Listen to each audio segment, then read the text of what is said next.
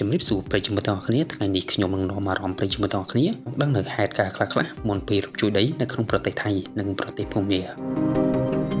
ប៉ុន្តែគ្រោះរំជួយដីបញ្ហាធម្មជាតិផ្សេងៗវាតែងតែមានកើតឡើងជំវិញពិភពលោកអត់ជប់ឈរបើយើងគិតទៅវាជារឿងធម្មតានៃបរិយាកាសវាតែងតែប្រែប្រួលពីមួយថ្ងៃទៅមួយថ្ងៃពីមួយឆ្នាំទៅមួយឆ្នាំគ្មានប្រទេសណាមួយអាចគេចផុតពីគ្រោះធម្មជាតិនោះទេប៉ុន្តែថ្ងៃនេះខ្ញុំនឹងលើកឡើងរឿងរ៉ាវខ្លះៗមុនពេលគ្រោះរំជួយដីនៅក្នុងប្រទេសថៃនិងប្រទេសភូមាដូចជាមិត្តមានចាំទេថាកាលពីឆ្នាំ2024ប្រទេសថៃបានប្រទះឃើញត្រីមួយក្បាលដែលមានឈ្មោះថាត្រីអូហ្វីសដែលបានជាប់មងរបស់អ្នកនេសាទលើផ្ទៃសមុទ្រត្រូវបានអ្នកនេសាទបានប្រទះឃើញហើយយកឡើងមកលើគោកប៉ុន្តែពាក់ព័ន្ធជាមួយត្រីអូហ្វីសនេះបើយើងក្រឡេកទៅប្រទេសជប៉ុនវិញគឺប្រជាជនជប៉ុនមួយចំនួនគឺជឿលើត្រីអូហ្វីសនេះខ្លាំងណាស់ព្រោះភេទត្រីអូហ្វីសនេះប្រជាជនជប៉ុនមួយចំនួនជឿថាគឺជាព្រះនាំសារនៃគ្រោះមហន្តរាយផ្សេងៗដែលអាចនឹងកើតមាននៅពេលខាងមុខ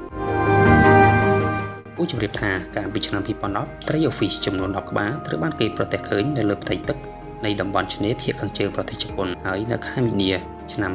2011មហាគ្រោះមហន្តរាយរលកស៊ូណាមី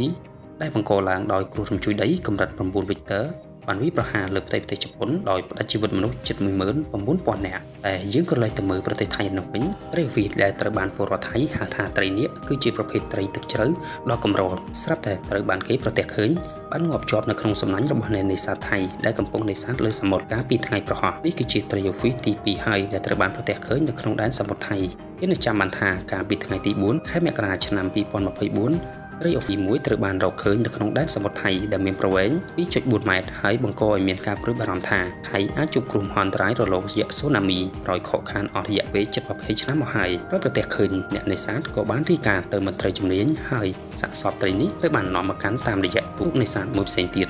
ព្រោះទូកនេសាទដែលចាប់បានត្រីនោះមិនទាន់បញ្ចប់ប្រតិបត្តិការនេសាទរបស់ខ្លួននោះឡើយប្រធានជលផលខេត្តភូពេទ្យលោកស៊ីនធីផូលមឿងសុននិងមន្ត្រីមកពីមជ្ឈមណ្ឌលស្រាវជ្រាវនិងអភិវឌ្ឍជលផលឆ្នេរបានចុះទៅពិនិត្យមើលត្រីនោះដើម្បីស៊ើបអង្កេតពីមូលហេតុនៃការស្លាប់សាកសពត្រីអូហ្វីសស្ថិតក្នុងស្ថានភាពល្អមានប្រវែង 2.85 ម៉ែត្រនិងទម្ងន់ 8.6 គីឡូក្រាមសាកសពត្រីកម្រនេះត្រូវបានគេយកទៅកាន់សារមន្ទីរវិទ្យាសាស្ត្រជាតិរបស់ប្រទេសថៃសម្រាប់ការសិក្សាលម្អិតបន្ថែមយ៉ាងណាក៏ដោយរឿងហេតុចៃដន្យឬក៏ជាប់ជូនក្រោយប្រទះឃើញត្រីនាគនៅថ្ងៃប្រហោះស្រាប់តែស្អែកឡើងពោលគឺការពីយប់ថ្ងៃសុក្រទី16ខែកុម្ភៈថៃបានជួបហេតុការណ៍ទូកទេសចរ2គ្រឿងបើកបុកគ្នានៅផ្ទៃសមុទ្រខេត្តក្រាប៊ីបណ្ដាលឲ្យអ្នកដំណើរលើទូកភ័យស្រន់ស្លោប៉ុន្តែក្រោយមកត្រូវបានជួយសង្គ្រោះទាន់ពេលលើកឡើងតែអ្នកបើកទូកម្នាក់បានធ្លាក់ចូលទឹកហើយមកដល់ពេលនេះប្រហែលជាស្លាប់បាត់បង់ទៅហើយបន្ទាប់ពីក្រុមអ្នកមុជទឹកព្យាយាមរកអស់ជាច្រើនថ្ងៃ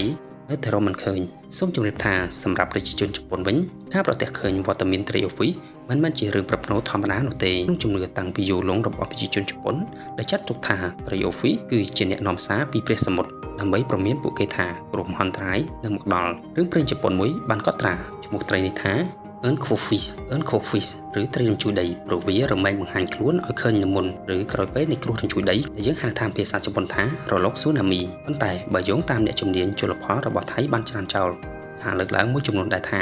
ការរកឃើញត្រីនាគអាចជាសញ្ញានៃការរញ្ជួយដីក្រោមសមុទ្រពេលខាងមុខដោយពន្យល់ថាត្រីប្រភេទនេះត្រូវបានគេរកឃើញនៅក្នុងសមុទ្រដែលមានជម្រៅជ្រៅទូទាំងពិភពលោកលើកលែងតែនៅតំបន់បូលប៉ុណ្ណោះឱកាសដែលបានឃើញត្រីប្រភេទនោះមានតិចតួចបំផុតព្រោះពួកវារស់នៅក្នុងតំបន់ទឹកជ្រៅចន្លោះពី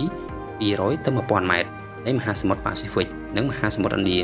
ប្រទះឃើញវត្តមានរបស់ត្រីនេះអាចមកពីវាដេញចាប់ចំណីភ្លេចខ្លួនមកដល់ទឹករាក់ហើយដែលទឹករាក់មានកម្ដៅខ្លាំងទើបធ្វើឲ្យពួកវាងាប់យ៉ាងនេះគឺជាអភូតហេតុមុនពេលកើតគ្រោះរញ្ជួយដីនៅក្នុងប្រទេសថៃនិងប្រទេសភូមាប៉ុន្តែយើងសាកទៅប្រៀបធៀបនៅក្នុងប្រទេសជប៉ុនហើយនិងប្រទេសថៃដែលជប៉ុនកាលពីឆ្នាំ2010គេបានប្រទះឃើញត្រីអូហ្វីស10ក្បាលដែលបានស្លាប់កាលពីឆ្នាំ2010ប៉ុន្តែរហូតមកដល់ឆ្នាំ2011ស្រាប់តែមានរលកស៊ូណាមីបានផ្តាច់ជីវិតនោះរហូតដល់ជិត 19000 នាក់តែយើងមកប្រៀបធៀបនៅក្នុងប្រទេសថៃវិញគេបានប្រទះឃើញត្រីនេះនៅថ្ងៃទី4ខែមករាឆ្នាំ2024ប៉ុន្តែយើងគិតមកដល់ថ្ងៃនេះវិញត្រូវថ្ងៃទី28ខែមីនាឆ្នាំ2025បានកើតមានហេតុការណ៍គ្រោះរញ្ជួយដីនៅក្នុងប្រទេសថៃដែលមានកម្រិតរហូតដល់ 7.7 វិកទ័របានផ្តាច់យកជីវិតមនុស្សនិងធ្វើឲ្យអគារខូចខាតជាច្រើនកន្លែងប៉ុន្តែសោកនាដកម្មនេះត្រូវបានកើតឡើងនៅក្នុងប្រទេសភូមាបានផ្តាច់ជីវិតមនុស្សជាច្រើនក្នុងរូបភាពជាច្រើនដែលបានបង្ហោះតាមបណ្ដាញសង្គមនានា សម្រាប់រូបខ្ញុំជាមនុស្សជាតិដែលកើតនៅលើភពផែនដីនេះខ្ញុំពិតជាមានសេចក្តីស្រណោះនិងតក់ស្លុតបំផុតដែលរឿងរ៉ាវនេះមិនគួរឲ្យកើតមានឡើងសោះនៅក្នុងប្រទេសតំបន់អាស៊ីរបស់យើងជាពិសេសប្រទេសខ្មែរយើងគឺប្រទេសថៃតែទោះជាយ៉ាងណាយើងមិនអាចប្រឆាំងនឹងច្បាប់ធម្មជាតិបានទេអ្វីៗក៏អាចកើតឡើងបានដែរព្រោះអាកាសធាតុភពផែនដីរបស់យើងប្រែប្រួលពីមួយថ្ងៃទៅមួយថ្ងៃពីមួយឆ្នាំទៅមួយឆ្នាំអ្វីៗវាក៏អាចកើតឡើងបានដែរពីចុងក្រោយខ្ញុំសូមរំលែកទុកដល់ក្រៀមក្រំនេះចំពោះបងប្អូនមនុស្សជាតិទាំងអស់ដែលបានបាត់បង់ជីវិតក្នុងហេតុការណ៍គ្រោះរំជួយដីនៅក្នុងប្រទេសថៃរួមមាននៅក្នុងប្រទេសមីយ៉ាន់ម៉ាជាដើមបើសិនជាខ្ញុំលើកឡើងលើសលួសខ្វះខាតត្រង់ណានោះសូមប្រិយមិត្តអ្នកស្ដាប់មេត្តាខមមិនរិះគន់ខាងក្រោមវីដេអូដើម្បីខ្ញុំធ្វើការស្ថាបនាឡើងវិញ